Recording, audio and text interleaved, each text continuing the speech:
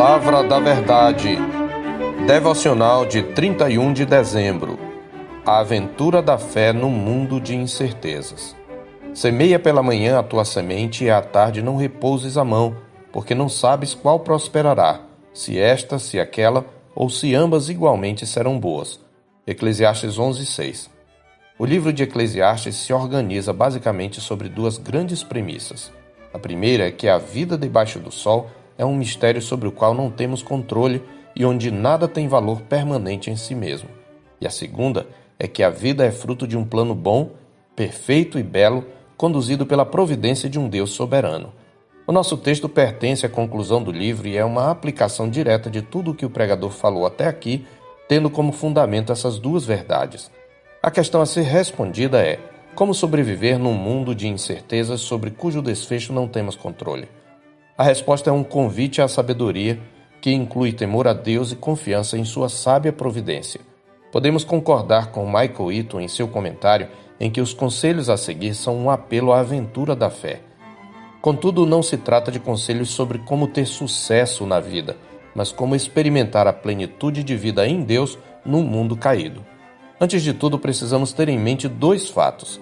O primeiro é que a vida é imprevisível. Existe um grau de previsibilidade nos eventos da vida, ou não teríamos como realizar cálculos de probabilidade, nem tampouco elaborar estatísticas. Mas por causa da queda e de seus efeitos, inclusive em nossa própria estrutura de raciocínio, e por causa da presença do pecado no mundo, sempre teremos de lidar com o inesperado. Em segundo lugar, alguns eventos da vida são inevitáveis. Não confunda isto com fatalismo, aquela ideia de que não importa o que eu faça, tudo vai dar errado. É que as leis da vida e da morte se impõem sobre nós. Então, o que faz aquele que teme a Deus diante da imprevisibilidade da vida? Primeiramente, confie na providência de Deus. Lança o teu pão sobre as águas, porque depois de muitos dias o acharás, diz ele no verso 1 do capítulo 11. Isto significa ser paciente. Conforme Michael Eaton, na antiguidade os navios que saíam em rota comercial demoravam-se muito. Havia grande espera antes de qualquer lucro. Entretanto, os bens do comerciante tinham de ser confiados aos navios. Isto incluía grãos que também eram utilizados como alimento para a família. Uma vez embarcados os produtos, só restava ao investidor esperar. Este seria o contexto de lançar o pão sobre as águas. Portanto, é um convite a confiar na providência, pensando nas oportunidades como vindas das mãos de Deus e no tempo dele. O sábio se entrega totalmente à soberana vontade de Deus, com ousada confiança e paciente expectativa de que Deus honrará sua entrega, ainda que seja depois de muitos dias. Se você confia na providência de Deus, aproveite as oportunidades. É o que ele diz no verso 2. Reparte com 7 e ainda com 8, porque não sabes que mal sobrevirá à terra. Seja esta uma continuação da figura dos negócios e da diversificação dos investimentos, seja uma referência à ajuda aos necessitados, o princípio fala sobre ser abundante ao investir no bem. Não se trata de dizer de maneira simplista que se você fizer o bem, vai dar tudo certo. Você não sabe o dia de amanhã. Verso 2b diz isso. As sombras do inesperado não devem nos obscurecer, no entanto, a criatividade da fé. Pelo contrário, somos encorajados a agir com diligência confiando na providência, aceitando a finitude e a ausência de controle do futuro, que é sempre imprevisível. Como observou G. S. Hendry, acidentes sucederão mesmo nos mais bem controlados negócios, e ninguém sabe por qual ato de Deus os mais cautelosos cálculos podem ser frustrados. Creio que o ensino do pregador corresponde ao que está escrito em Efésios 5, de 15 a 17. Portanto, vede prudentemente como andais, não como nécios e sim como sábios, remindo o tempo porque os dias são maus. Por esta razão, não vos torneis insensatos, mas procurai compreender qual a vontade do Senhor. Paciência, portanto, não é sinônimo de inércia ou acomodação. Antes, significa aproveitar criativamente cada oportunidade que nos vem à mão, agindo no mundo de Deus de acordo com a vontade de Deus e confiando na providência de Deus. Toda decisão na vida envolve riscos.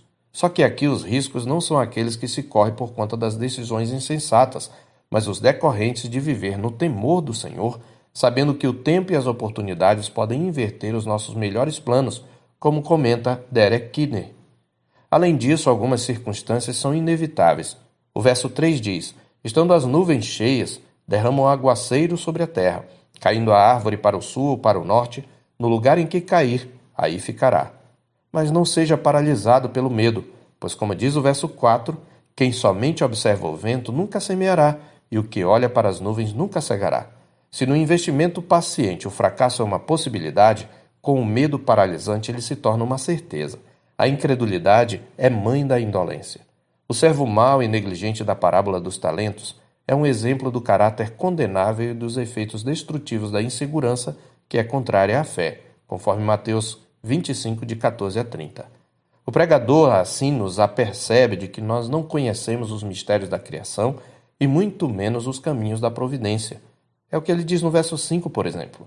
Assim como tu não sabes qual o caminho do vento, nem como se formam os ossos no ventre da mulher grávida, assim também não sabes as obras de Deus, que faz todas as coisas.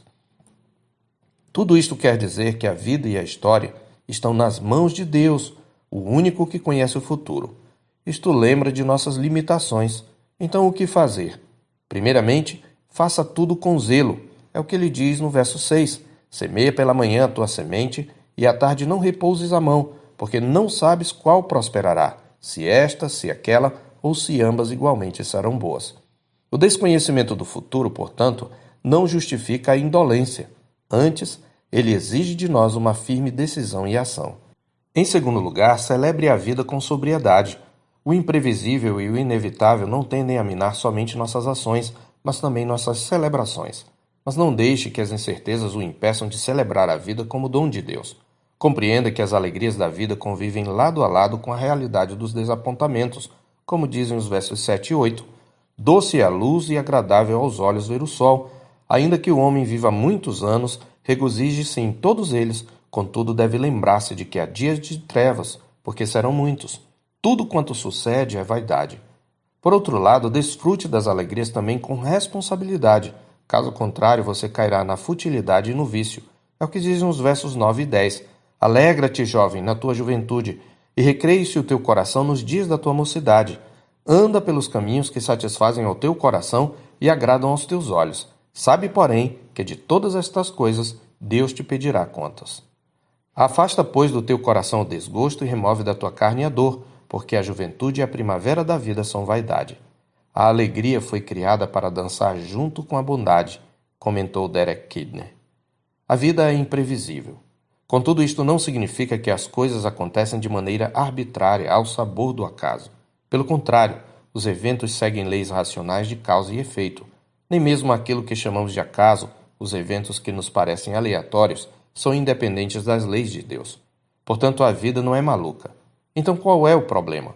Primeiramente, é que não temos o controle absoluto das coisas.